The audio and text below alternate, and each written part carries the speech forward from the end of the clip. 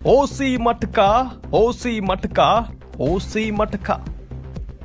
ಹೌದು ವೀಕ್ಷಕರೇ, ಈ ಅಕ್ರಮ ಕರಾಳ ದಂಧೆಗೆ ರಾಣೆಬೆನ್ನೂರು ನಗರ ಮತ್ತು ತಾಲೂಕಿನ ಗ್ರಾಮಾಂತರ ಪ್ರದೇಶ ತತ್ತರಿಸಿ ಹೋಗಿದೆ. ನಗರ ಮತ್ತು ಗ್ರಾಮೀಣ ಪ್ರದೇಶದ ಕೂಲಿಕಾರರು ಮತ್ತು ಬಡ ಜನರುಗಳೇ ಈ ಮಟ್ಕ ದಂಧೆಯ ಆಟಕ್ಕೆ ದಾಸರಾಗಿದ್ದಾರೆ. ಸರ್ವಸ್ವವನ್ನ ಕಳೆದುಕೊಂಡು ತಮ್ಮ ಕುಟುಂಬವನ್ನ ಬೀದಿ ಪಾಲು ಮಾಡಿಕೊಂಡ ಪ್ರಕರಣಗಳು ನಮ್ಮ ಕಣ್ಣ ಮುಂದಿವೆ. ಹಾಗಾದ್ರೆ ಸಂಬಂಧಪಟ್ಟ ಅಧಿಕಾರಿಗಳು ಏನ್ ಮಾಡ್ತಾ ಇದ್ದಾರೆ ಎಂಬುದೇ ಯಕ್ಷ ಪ್ರಶ್ನೆಯಾಗಿದೆ. ಅಧಿಕಾರಿಗಳ ಕಣ್ಣಿಗೆ ಕಾಣದಿರುವುದಕ್ಕೆ ಕಾರಣವೇನು ಎಂಬುದು ಮಾತ್ರ ನಿಗೂಢ ರಹಸ್ಯವಾಗಿ ಕಾಡುತ್ತಿದೆ.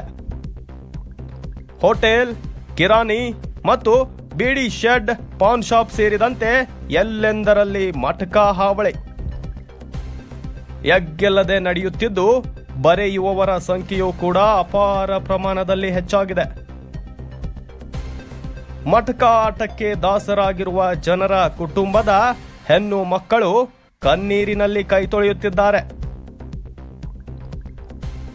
ಈ ಕುರಿತಂತೆ ಪ್ರಗತಿಪರ ಹೋರಾಟಗಾರರು ಮತ್ತು ಗ್ರಾಮದ ಮುಖಂಡರು ಸಂಬಂಧಪಟ್ಟ ಅಧಿಕಾರಿಗಳ ಗಮನಕ್ಕೆ ತಂದರೂ ಸಹ ಯಾವುದೇ ರೀತಿಯ ಪ್ರಯೋಜನವಾಗಿಲ್ಲ ಎಂಬುದು ಸಾರ್ವಜನಿಕರ ಆರೋಪವಾಗಿದೆ. ಹಾಗಾದ್ರೆ ಬಡ ಜನರ ಬದುಕನ್ನ ಛಿದ್ರಗೊಳಿಸುತ್ತಿರುವ ಈ ಮಟ್ಕ ದಂಧೆಗೆ ಕೊನೆ ಯಾವಾಗ? ಕಡಿವಾಣ ಹಾಕುವವರಾರು? ಈ ಪ್ರಶ್ನೆಗಳಿಗೆ ಉತ್ತರ ನೀಡುವವರಾರು? ಸ್ಟಾರ್ ನ್ಯೂಸ್ 1 ಕನ್ನಡ ಸುದ್ದಿವಾಹಿನಿಯಲ್ಲಿ ವಿಸ್ತೃತವಾದಂತಹ ಸುದ್ದಿಯನ್ನ ವೀಕ್ಷಿಸಿ ಅತಿ ಶೀಘ್ರದಲ್ಲಿ.